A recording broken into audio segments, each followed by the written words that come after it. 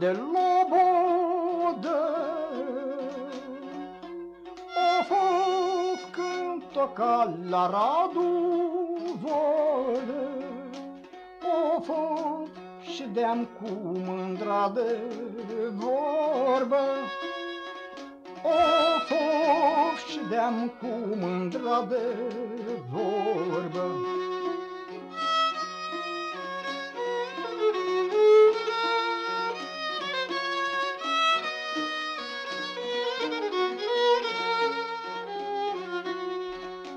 Of, și de-am pe pajiște.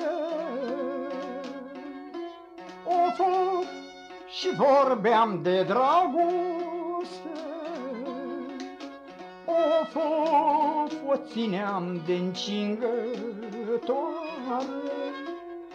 Of, o întrebam pe cine mai are.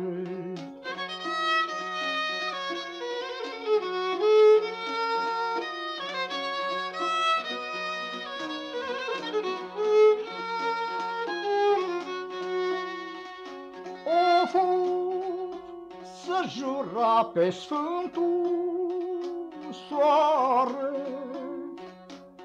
Of, căci pe altul nu mai are. Of, când aseară la fântână, of, mi-o prins ei cu 3 de mână.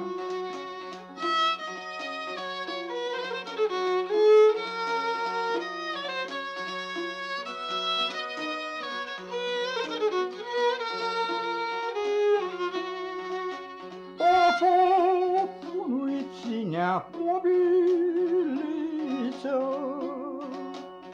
Of, și-altui ridica rochiță. Of, nu-i săruta gurița. Of, nu-i săruta gurița.